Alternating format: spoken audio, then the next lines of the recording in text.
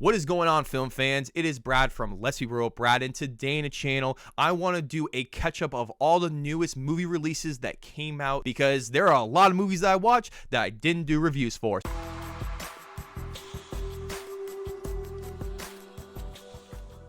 What is going on, film fans? It is Brad from Let's Be Real with Brad, and today in the channel, I want to talk to you guys about all of the movies that I was not able to cover that came out that I just have been dying to talk about in this one condensed big video. So let's just start with M3GAN. M3GAN is directed by Gerald Johnstone and is written by Elka Cooper, as it stars Allison Williams, Jenna Davis, and Violet McGraw. This is one of the most surprising films of this year so far, as I really enjoyed this movie so much that I am ready for M3GAN 2.0 to come out in 2025, as I felt like this movie had a great balance of tone with its satire and also trying to be a typical horror film. But I think where this movie works is the screenplay, as I found the story to be really good, and it is very similar to other movies like Child's Play, but this movie does it differently than those, and it feels more contemporary to the time, as it is very similar to the 2019 remake of Child's Play. But this movie focuses on its characters, and that is the driving force of the movie and how M3GAN affects these characters' lives. And I felt this movie had so much emotion and care for the characters that I was really digging the movie. This movie also features a ton of hilarious moments throughout that I think were mostly intentional, and some definitely weren't, which is some of the issues I have. But I found this movie to be very engaging and interesting, and it definitely targets more of the younger audiences. But I think this movie really worked for me, as I felt a lot of suspense, and I also found that the performance of M3GAN was phenomenal. I really loved the practical effects of it and all the ways that M3GAN just felt so real to the characters and us as the audience. I found this movie to be very entertaining, even though this movie is pretty cheesy at times, and it definitely follows the structure of most typical mainstream horror films. I'm giving M3GAN a 7 out of 10. The next movie I saw is a comedy drama film called A Man Called Otto that is directed by Mark Forster, as it stars Tom Hanks in the lead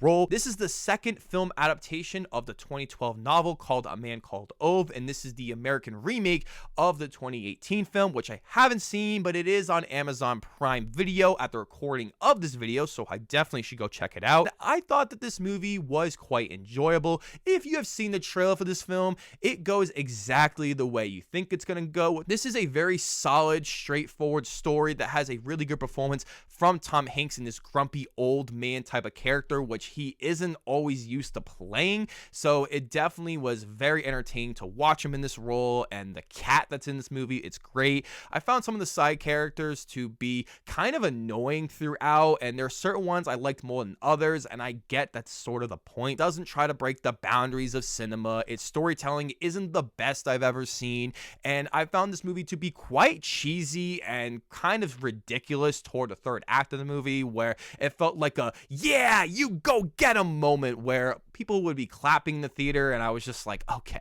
come on now. I'm giving A Man Called Otto a 6 out of 10. The next film I saw was a Canadian experimental horror film called Skinamarink.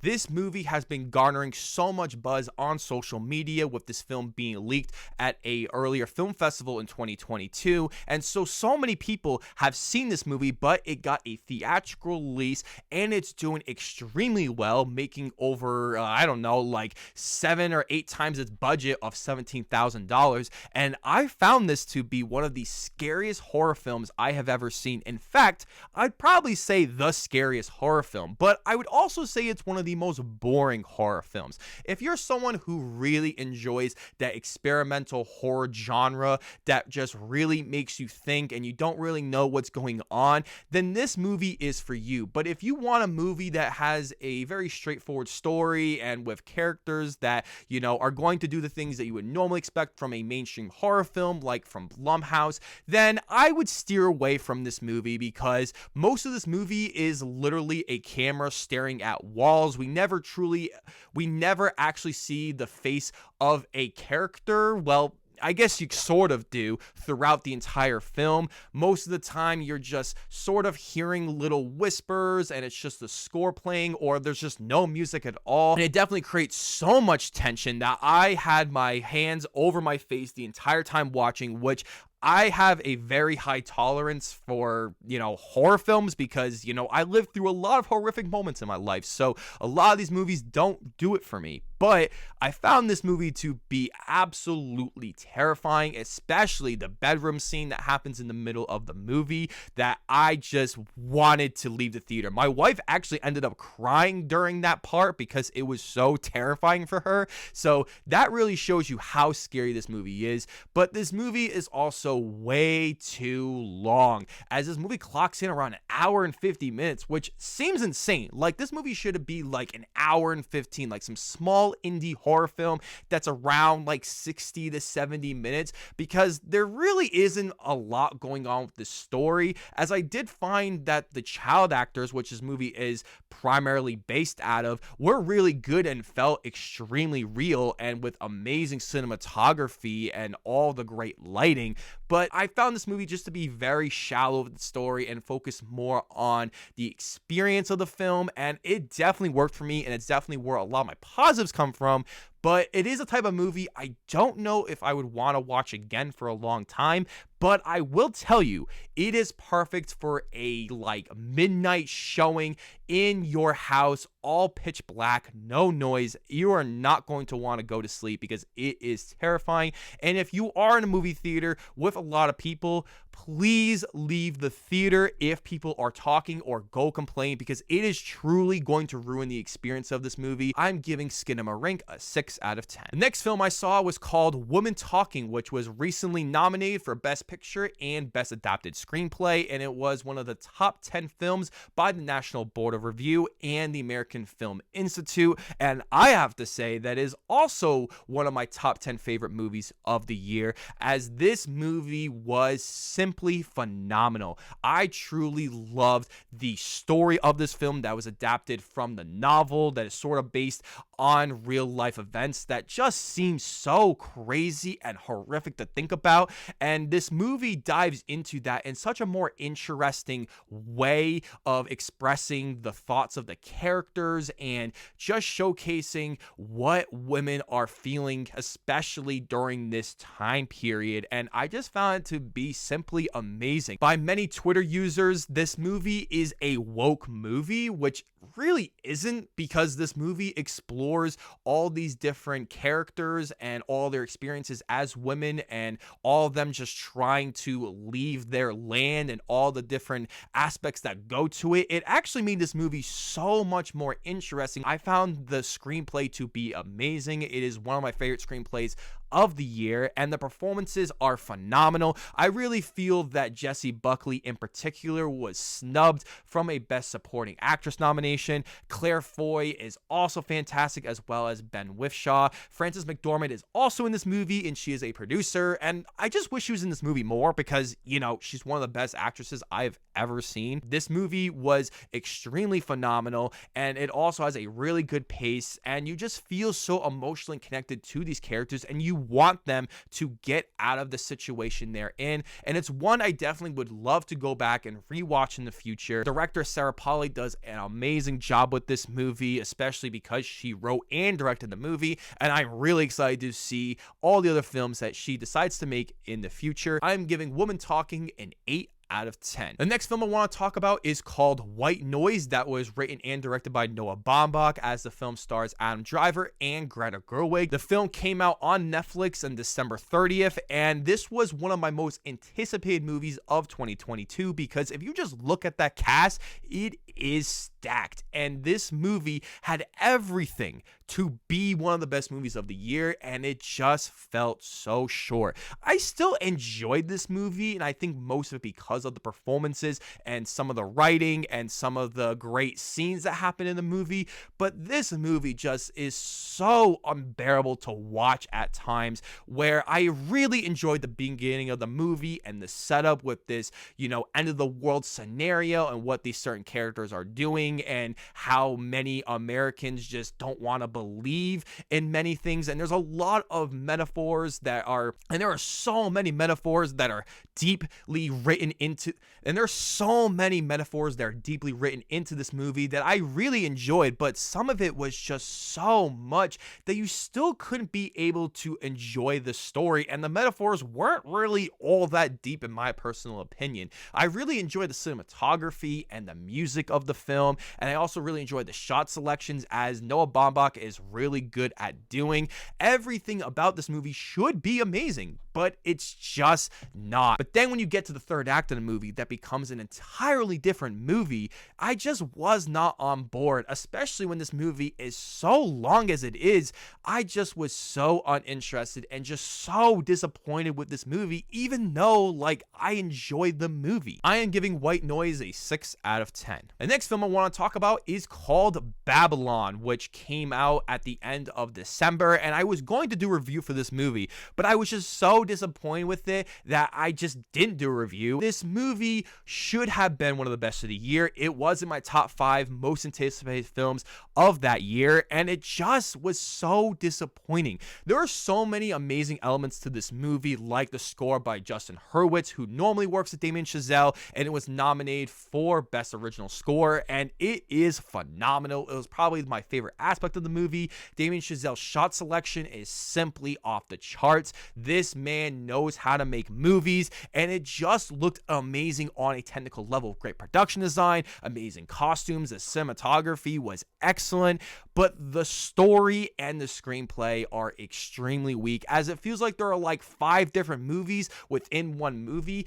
and the pace and the tone of the film is so over the top that at times it just feels so exhausting to watch. I'm a type of person that really enjoys these anxiety-driven type of movies like Uncut Gems or Requiem for a Dream, you know, like a lot of Darren Aronofsky or the Safdie brothers types of movies. But this movie just felt so shallow and weak, especially with everything that it was trying to say, which felt so obvious to me. And it's a very anti-Hollywood type of movie, which I really enjoyed. It has amazing performances from Margot Robbie and Brad Pitt and Diego Luna, but this movie just didn't do it for me. There's a point in this movie where it just becomes a horror film, and I really enjoyed it if it was in a completely different movie. Like, there are certain sections of this movie that are so well crafted and they are so hilarious and so well made, but when you put it as a whole, the movie just doesn't work, especially when this movie is around 3 hours. I probably will watch this movie again in the future because of the filmmaking and the amount of effort that went into it, especially the most hilarious scene of 2022 with trying to film that one particular scene was simply amazing. But maybe it's just not for me. I am giving Babylon a 6 out of 10. The next film I watched was called The Whale, that was directed by Darren Aronofsky, and it stars Brendan Fraser in the lead role. This film was nominated for Best Makeup and Hairstyling, and also Brendan Fraser for Best Actor, as well as Hong Chow for Best Supporting Actress, which I think are all deserved for this movie, and I think that this movie was good. I really enjoyed this movie. It was one of my most anticipated films of 2022, but this movie was also kind of disappointing as well, with this movie having so many great elements to it, especially with the performances, with Brendan Fraser giving one of the best performances I have seen in a long time. He was just truly transformic, especially with the character he is playing and with the comeback story that comes with this performance. But the story is just not as interesting, as this movie dives into a couple of random subplots, especially with one character that shows up in the middle of the movie, and there's a twist with it that just wasn't all that interesting, especially when you put it all together as a whole. I really feel like it just could have been cut out of the movie, and the movie could have been so much shorter, but it just doesn't do that. This movie also felt very repetitive at times, and I get that's sort of the point and the feeling that we're supposed to have, and yeah, it worked. but then it became too repetitive that I just wasn't into the movie as much. But I will admit, I really enjoyed the tone of the movie, especially with Darren Aronofsky always making the darkest movie possible, and I appreciate that. And this movie felt like a horror film at times because it is a psychological drama, which he is so good at making. I think for many audience members, they're going to be very put off by this film because it is so dark and it doesn't dive too much into the characters that it wants to, and it leaves so many unopened answers and things to the story that I feel like could have been much better written, especially when we get to the third act of the movie. That just fell apart for me. But I still enjoyed this movie. I would still watch it again. It has great shot selections, a great cinematography, and a wonderful score that I think plays perfectly in the movie. So if you're at least gonna watch it, just watch it for the nominations because they definitely deserve it. I'm giving The Whale a 6 out of 10. And the last film that I watched was easily my most disappointing movie of 2022, and that is The Son. This movie was in my top 5 most anticipated films of last year because it was directed by Florian Zeller, who ended up making The Father, which was one of the Best Picture nominees of 2020. And I was really excited to see what he was going to make again, especially because it is based off of the play that he created. So like, this movie should be good. And The Father was also based on a play that he also created as well. This movie stars Hugh Jackman, Laura Dern, Vanessa Kirby, Zach McGrath, and Anthony Hopkins. So the cast is really good, the director's really good, and you also have the writer Christopher Hampton, who wrote The Father and helped write the plays. So this movie should have been amazing, right? No, it was not. This movie was just straight up bad. As I watched this movie last week because it finally got a sort of wide release. At least I was able to see it in a theater that was like an hour and 20 minutes away from me, and I just could not stand this movie. And a lot of it is because of the screenplay that is just so bad. It is so shallow, and it doesn't actually dive into what this character is actually dealing with. It feels like some random adult who does not understand teenagers and depression and suicidal tendencies trying to make a movie. It just does not feel right, especially with someone like me who deals with this on a daily basis with some of my students who go through a lot of other different types of stuff, and also because I was personally affected by many of this during my childhood. So I know all about this firsthand, and I just felt like the movie isn't really trying to say like, hey, these parents are bad and they're making so many terrible decisions. The movie just tries to show that these characters are trying to do something and they just can't. And I get that these characters do make a lot of bad decisions and the movie is very intentional about it, but it just is written in such a terrible way that it just made me really angry. It just feels like it didn't have an actual grasp of what it's actually like. And speaking of the son of the movie, played by Zach McGrath, I was really hoping for a great performance from him, and he was quite bad in this movie. I know he is a young kid, so I won't go too harsh on him, but I felt that his performance was extremely weak, especially when the movie almost completely relies on his performance to be as accurate and as best to the movie as possible, or it just doesn't work. And I don't know if it was just due to the direction or his performance or whatever it may be, but he was just really bad in this movie. I also found this movie to be way too damn long, as I've been saying with some of these other movies, but it's really just because there's not a lot going on. It was just a really uninteresting movie to watch at a certain point,